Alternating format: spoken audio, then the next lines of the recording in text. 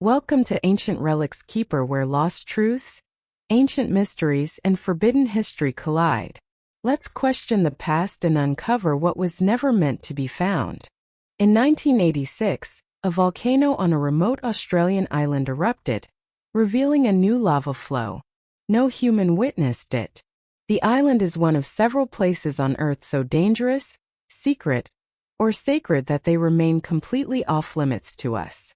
In an age when satellite imagery has mapped nearly every square inch of our planet and technology has made even the most remote corners accessible, there is a powerful allure to the idea of a place that remains truly off-limits. While many locations are restricted by governments or private entities, some are forbidden by a more fundamental authority, nature itself. These are places so inherently hostile, so dynamically dangerous, that human presence is not just unwelcome, but statistically unsustainable. They are natural fortresses, where the very geology, climate, and biology have conspired to create environments that are actively lethal. Two of the most extreme examples of this natural prohibition lie at opposite ends of the Earth: a smoldering volcanic island in the frigid chaos of the Southern Ocean, and a sun-drenched tropical island off the coast of Brazil, teeming with the unique and deadly predator. The first of these natural fortresses is Heard Island. Its name is barely known, and its location on a map appears as a lonely, insignificant speck in the vast expanse of the southern Indian Ocean. It is, quite simply, one of the most remote places on Earth. Situated approximately 2,500 miles southeast of Africa, 2,500 miles southwest of Australia, and a mere 600 miles north of Antarctica, it exists in a state of profound isolation. There are no permanent inhabitants, no airstrips, and no safe harbors. Reaching it requires a multi-week journey by a specially equipped ice-strengthened vessel through a region sailors call the Furious 50s, a latitude notorious for monstrous waves, relentless gales, and the constant threat of icebergs. The journey alone is a life-threatening undertaking that weeds out all but the most determined and well-equipped expeditions. But the difficulty of reaching Heard Island is only the prelude to the dangers that await upon arrival. The island is not a tranquil sanctuary at the end of a difficult voyage. It is the physical manifestation of nature's raw and violent power. The entire landmass is essentially the peak of a massive submerged volcano, the Kerguelen Plateau. Dominating the island is Mawson Peak, which rises to over 9,000 feet. This peak is the summit of a larger volcanic structure known as Big Ben, an active stratovolcano that is the only active volcano on Australian territory. The defining characteristic of Heard Island is the primordial conflict between fire and ice. Big Ben is constantly active, with frequent satellite observations confirming thermal anomalies, steam plumes, and periodic lava flows. In 2016, a dramatic photograph taken from a passing ship captured a stream of molten rock flowing down the volcano's icy flanks. This geological turmoil is happening beneath a massive mantle of ice. Approximately 80% of the island is covered by glaciers, which flow down from the summit of Big Ben towards the sea. The constant geothermal heat from the volcano melts the base of these glaciers, making them highly unstable and unpredictable. This creates a landscape riddled with deep, hidden crevasses and prone to sudden avalanches of ice and rock. The climate on Heard Island is brutal and unrelenting. Its position in the Southern Ocean places it directly in the path of a continuous stream of low-pressure systems. The weather is characterized by perpetual cloud cover, constant precipitation in the form of rain, sleet, and snow, and ferocious winds that regularly reach hurricane force. The average temperature hovers just above freezing, creating a dangerously cold and damp environment where the risk of hypothermia is extreme. Any attempt to explore the island's interior means navigating this treacherous combination of unstable glaciers, active volcanic vents, and life-threatening weather. It is a place where a simple misstep can lead to a fall into a hidden crevasse, and where a sudden storm can pin down an expedition for days or weeks with no hope of rescue. Due to this extreme danger and its unique, pristine ecosystem, the Australian government, which administers the island as a territory, has designated it a World Heritage Site and a strict nature reserve. Access is forbidden to tourists and casual visitors. Any travel to the island requires a special permit, which is granted almost exclusively to scientific expeditions with a clear and compelling research purpose. These expeditions are rare, incredibly expensive, and require months of meticulous planning. The teams must be entirely self-sufficient, bringing all of their own food, shelter, and medical supplies, and they must be prepared to face the full force of the island's dangers without the possibility of a quick evacuation. Heard Island is forbidden not primarily by a line drawn on a map by politicians, but by the very forces that created it. It is a fortress of fire, ice, and wind, a place that actively repels human intrusion. On the other side of the world, off the coast of Brazil, lies another forbidden island, but one whose danger is not geological but biological. At first glance, Ilha de Queimada Grande could not be more different from Heard Island. It is a small 43-hectare, 106-acre island located about 20 miles off the coast of São Paulo state.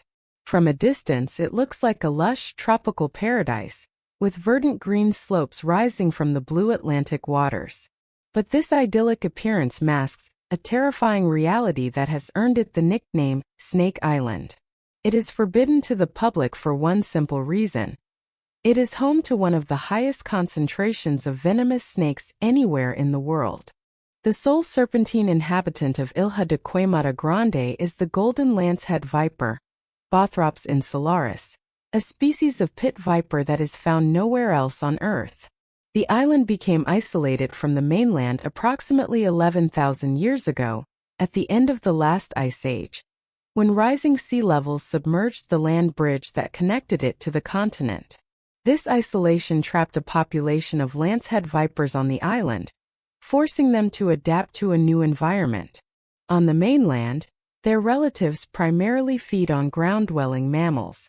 But on the small island, there were no native mammals. The golden lanceheads were forced to evolve to hunt a different prey, the migratory birds that used the island as a resting spot. This evolutionary pressure led to a horrifying adaptation. A bird, once bitten, could easily fly away before the snake's venom had time to take effect, depriving the snake of its meal. Natural selection therefore favored the snakes with the most potent and fast-acting venom. Over thousands of years, the golden lancehead developed a venom that is estimated to be 3 to 5 times stronger than that of any mainland lancehead. It is so powerful that it can kill a bird almost instantly. It is also a complex hemotoxin that causes a horrific range of effects in humans, including swelling, excruciating pain, kidney failure, intestinal bleeding, brain hemorrhage, and rapid necrosis of muscle tissue, essentially melting the flesh around the bite.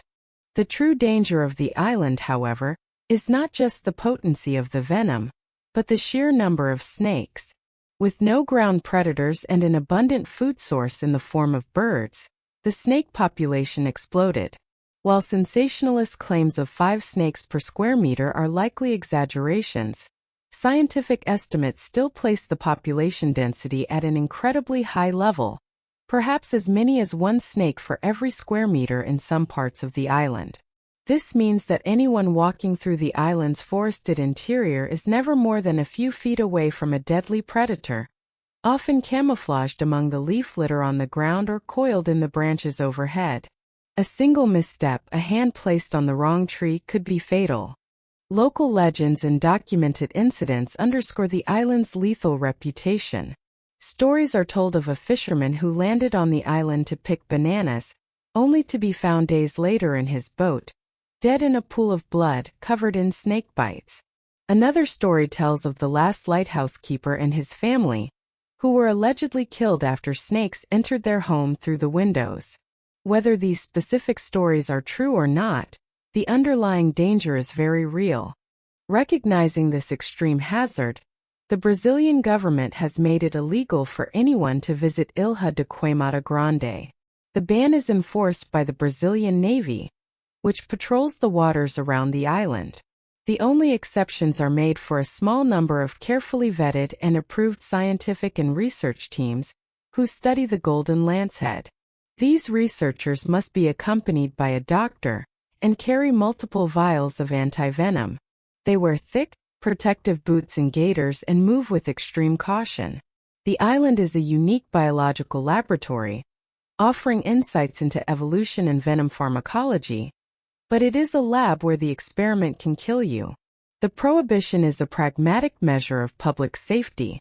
It is a place where nature's evolutionary path has created a biological minefield, a beautiful green paradise that is, in reality, one of the deadliest places on the planet. Comparing these two locations reveals the diverse ways in which nature can render a place off-limits. Heard Island is a place of grand, elemental violence. Its dangers are macroscopic: volcanic eruptions, hurricane-force winds, and continent-sized storms. It is a landscape in a constant state of violent flux, hostile to life on a geological scale. Ilha de Queimada Grande, by contrast, presents a more intimate biological threat. The danger there is small, silent, and camouflaged. It is a product of evolutionary adaptation, a finely tuned killing machine perfected over millennia. One island is forbidden by the raw, chaotic power of the planet's formation. The other is forbidden by the quiet, deadly precision of its evolution. Yet both lead to the same outcome. They are places on the map that remain, for all practical purposes, uncharted territory for humanity, permanent voids in our habitable world, enforced not by our own laws, but by the unyielding laws of nature itself. Beyond the domains forbidden by the raw power of nature, there exists another category of off-limits places, those deliberately sealed off by human design. These are not accidental wildernesses, but calculated creations, fortresses built with purpose and precision. They are forbidden not because they are too dangerous to enter, but because they are too important to be disturbed. Their purpose is not to host life, but to protect information and preserve potential. In the high desert of Utah and on a remote Arctic island, two such facilities stand as monuments to humanity's deep-seated anxieties and its instinct for preservation. They are vaults of immense significance, one dedicated to safeguarding our past, the other to securing our future. Though their contents differ, their core philosophy is the same: to create a place so secret and so secure that it can withstand the tests of time and the threat of global catastrophe. The first of these man-made sanctuaries is the Granite Mountain Records Vault, a facility shrouded in secrecy and owned and operated by the Church of Jesus Christ of Latter-day Saints. Located in Little Cottonwood Canyon, about 20 miles southeast of Salt Lake City, Utah, the vault is an almost mythical place even to many members of the church. From the outside, there is little to see. The public face of the facility consists of a modest support building and a series of massive steel doors set directly into the face of a sheer granite cliff. But behind these doors lies a labyrinthine complex that represents one of the most ambitious data preservation projects in human history. The vault's creation was driven by a core tenet of Mormon theology. The church places a profound emphasis on genealogy and family history, believing that family relationships can continue beyond death through sacred temple ordinances. To perform these ordinances for deceased ancestors, living members must first identify them. This has led the church to undertake a monumental, century-long effort to collect and preserve genealogical records from all over the world. In the mid-20th century, as this collection grew to an immense size, church leaders became increasingly concerned about its vulnerability. The Cold War was escalating, and the threat of nuclear annihilation was a palpable fear. A single catastrophe, natural or man-made, could wipe out this irreplaceable record of human history. A secure long-term storage solution was needed. The choice of location was deliberate and strategic. The mountains of Utah provided the perfect natural protection. In 1960, construction began. Engineers and excavation crews blasted and tunneled 600 feet into the solid granite heart of the mountain. Granite is one of the strongest and most durable rocks on Earth, providing a natural shield against impact, fire, and radiation. The location was also chosen for its low humidity and stable year-round temperature, ideal conditions for preserving delicate archival materials. The result was a series of 6 massive vaults, each the size of a long tunnel, connected by corridors and protected by bank vault-style doors weighing up to 14 tons. These doors are engineered to withstand a direct nuclear blast. The primary purpose of the Granite Mountain Records Vault is to house and preserve microfilm copies of genealogical records. For decades, the church's family search organization has dispatched teams around the world to photograph birth certificates, death records, marriage licenses, census data, parish registers, and countless other documents from government archives, churches, and libraries in more than 100 countries. These documents are then converted to microfilm, a stable, analog format that, unlike digital media, does not require specific hardware or software to be read in the future, and can last for 500 years or more under ideal conditions. The vault now holds over 2.4 million rolls of this microfilm, containing an estimated 3.5 billion images of individual records of vast and growing library of human identity. The environment inside the vault is meticulously controlled. Sophisticated climate control systems maintain a constant temperature and humidity, while air filtration systems protect the microfilm from dust and chemical contaminants. The entire facility is self-sufficient, with its own power generators and water supply sourced from natural springs within the mountain. Security is absolute. The site is monitored 24/7 by armed guards and state-of-the-art surveillance systems. Access is forbidden not only to the general public but to the vast majority of church members and employees. Only a small, highly vetted team of archivists and technicians is permitted inside. The Granite Mountain Records Vault is a fortress designed not to keep people in, but to keep the world and time itself out. It is a doomsday vault for our collective past, a quiet, sterile, and secret place ensuring that the threads of human history will not be broken, no matter what disaster befalls the surface world. Thousands of miles away, carved into a frozen mountain on a remote Norwegian island in the Arctic Circle, lies a facility that is Granite Mountain's spiritual twin, but with a focused turn towards the future. This is the Svalbard Global Seed Vault. Located on the island of Spitsbergen, just 800 miles from the North Pole, it represents humanity's ultimate insurance policy against a global food crisis. Its mission is simple but profound: to safeguard the genetic diversity of the world's agricultural crops. The concept for the vault grew from a rising concern among scientists and agriculturalists in the late 20th century. Over the centuries, modern agriculture has increasingly focused on high-yield, genetically uniform crops. This has led to a dramatic loss of biodiversity, as thousands of traditional and wild crop varieties have disappeared. This genetic uniformity makes the global food supply incredibly vulnerable. A single new disease, a pest, or a sudden change in climate could wipe out a major staple crop like wheat or rice, leading to widespread famine. The World Seed Bank's over 1,700 of them scattered across the globe are the primary repositories of this crucial genetic diversity. But these local banks are themselves vulnerable. Many are located in politically unstable regions or areas prone to natural disasters. War, civil strife, lack of funding, or even a simple equipment failure could destroy a unique and invaluable collection forever. The solution was to create a master backup, a secure central facility where duplicates of seeds from every national seed bank could be stored safely. The Norwegian government took the lead, and in 2008, the Svalbard Global Seed Vault was officially opened. The location was chosen for the same reasons as Granite Mountain: natural security. The permafrost of the Arctic mountain provides a natural freezer, ensuring that even if the facility's cooling systems were to fail, the seeds would remain frozen and viable for decades, if not centuries. Its remote location protects it from civil strife and terrorism, and its high elevation, nearly 430 feet above sea level, keeps it safe from any projected sea level rise caused by climate change. The structure itself is an engineering marvel designed for permanence. A single narrow concrete entrance, stark and futuristic, juts out from the snowy mountainside.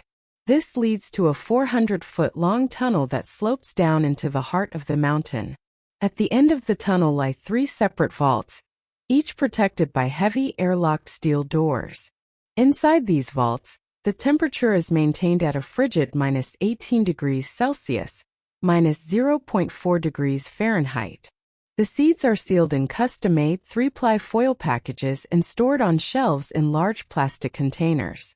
The vault currently holds over 1 million unique seed samples, representing more than 6,000 species, making it the most diverse collection of food crop genetics on the planet. The vault operates like a global safety deposit box. The seeds remain the property of the depositing country or institution. The Norwegian government and its partners, the Crop Trust and the Nordic Genetic Resource Center, merely manage the facility. They do not own the contents and cannot open the packages. The vault is designed to be a fail-safe. It is only accessed a few times a year for new deposits. In the event of a global or regional catastrophe that destroys a local seed bank, the depositing institution can request a withdrawal of their duplicate seeds from Svalbard to restart their collection. This is not a hypothetical scenario. The vault has already proven its worth. The seed bank in Aleppo, Syria, was forced to abandon its facility due to the civil war. Between 2015 and 2019, its researchers made a series of withdrawals from Svalbard to rebuild their collection at new, safer locations in Morocco and Lebanon. Like its counterpart in Utah, access to the Svalbard Global Seed Vault is strictly forbidden to the public. The iconic entrance is a popular tourist photo spot, but the tunnel and the vaults within are accessible only to authorized personnel and the representatives of the seed banks making deposits. It is a place of profound importance, a silent, frozen library containing the genetic blueprint for humanity's future sustenance. It is a testament to long-term thinking, an admission of our world's fragility, and a collaborative global effort to ensure that we will always have the tools to begin again. These 2 forbidden places, Granite Mountain and Svalbard, represent a unique form of human prohibition. They are not secret military bases or private retreats for the elite. They are altruistic fortresses, built for the benefit of all humanity, but accessible to almost none. They reflect a sober understanding of risk and a deep-seated instinct to preserve what is most valuable. One vault looks to the past, safeguarding the identities and histories that connect us to our ancestors. The other looks to the future, preserving the genetic diversity that will feed our descendants. Together, they form a pair of secret sanctuaries, carved into the very rock and ice of the planet, standing as silent, frozen sentinels, guarding our collective memory and our shared hope for survival. Some places on Earth are forbidden not by the immediate dangers of nature or the engineered secrecy of man, but by a profound and deliberate human choice.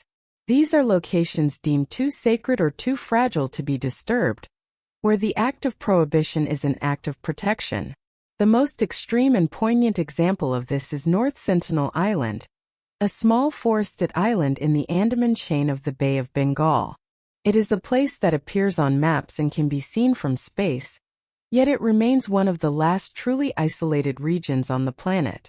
The island is forbidden not to protect a secret held within it, but to protect the people who call it home, a people who have rejected all contact with the outside world for tens of thousands of years.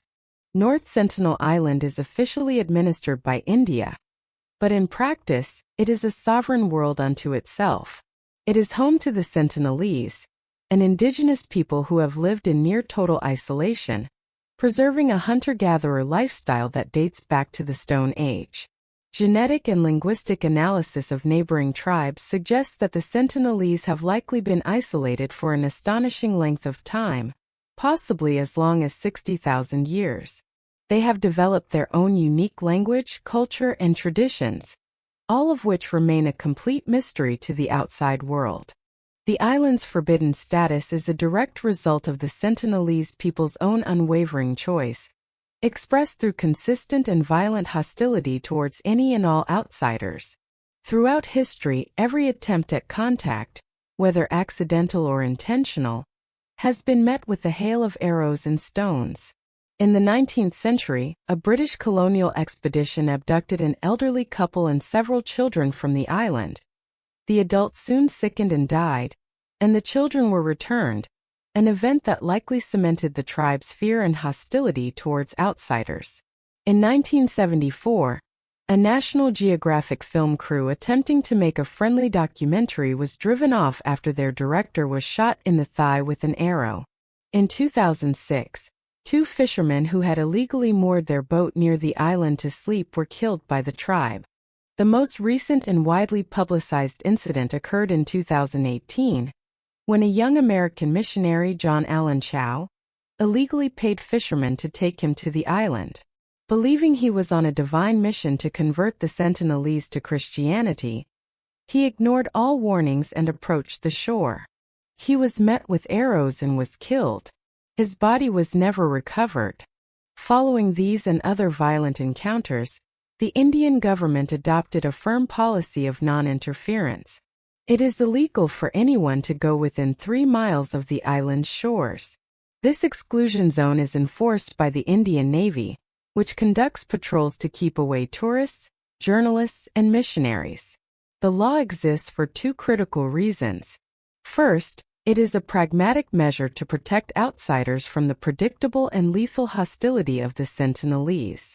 Second, and far more importantly, it is a measure to protect the Sentinelese themselves.